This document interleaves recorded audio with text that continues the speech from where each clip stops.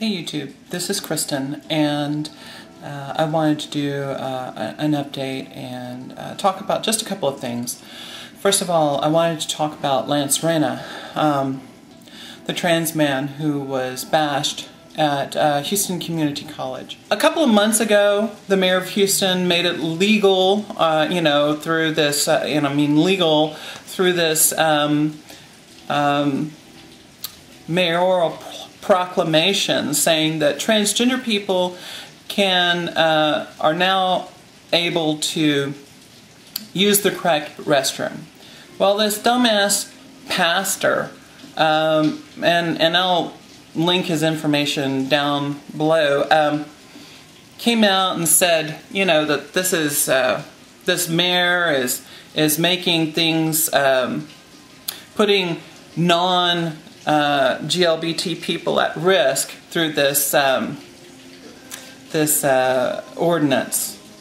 That we would have nefarious people hanging out in the restrooms waiting to possibly attack the children, and what about the children, and who's going to save you except for us, and therefore we need some money. This kind of bullshit stuff that these Christian fundies always pull. They push that fear button. Fear, fear, fear, fear. Give us some money. We're the only ones that can save you. When in fact, what happens, the truth is, you had a transgender person go into the appropriate restroom. If you ever see a picture of Lance, it would just be... If Lance walked into a female's restroom, it would cause a disaster. So he goes into the appropriate restroom. What happens? A heterosexual person attacks him with a knife, with a deadly weapon, throws him down, beats the crap out of him, gives him a concussion. I don't know where these fundies get their logic. I mean, it just it pisses me off. Anyway, so to get back to the point, so they did catch the perpetrator of this crime, not without some community intervention. Normally, a crime like this, especially one where they're trying to leave out the fact, the authorities are trying to blot out the fact that that the person who did the attacking threw out an anti-gay slur before the attack began. That would be like some African-American guy in the bathroom, some white guy attacks him, and before the attack starts, he, throws out the N-word, and then proceeds to give the black man a concussion, leaving him on the floor bleeding. That wouldn't be okay. That would not be okay to leave out that bit of fact, regardless of whether or not the black man's wallet was stolen. No, the community would be up in arms, and it would be prosecuted as a hate crime. Believe me. But here you have a transgender person, a gay person, who the same thing happened. And what's the press doing? They're leaving out that fact that gives all of this some sort of context. In fact, whenever the Houston Chronicle talked to the Houston Community College Police, the Community College Police world, they were like, what? What? We don't know anything about any hate crime angle. We had never heard that he was ridiculed prior to the attack. No, that's brand new news. And then the last video I did on this, I posted the actual police report where it states in the police report that the attack was preceded by gay slurs. But that's not the story that they were wanting to put out there. And so, it's really cool that the Transgender Center was able to work with media and kind of get this out there. No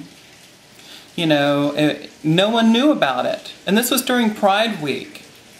And once the word got out, HCC seemed to move into risk management mode. They stopped talking to the press.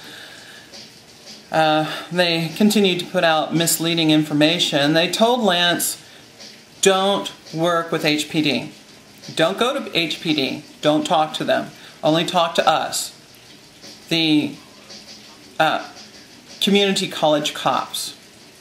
Now, had Lance not gone to the police, he would not be able to access any sort of victim's assistance at all.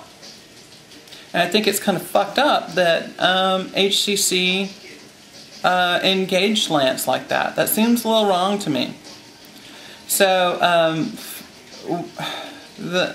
several of us here at the center, we worked with Lance to get him to go and file an actual police report with HPD, because even though there were a couple of cops, even though Lance called 911 right after the attack, apparently HPD had lost the incident report.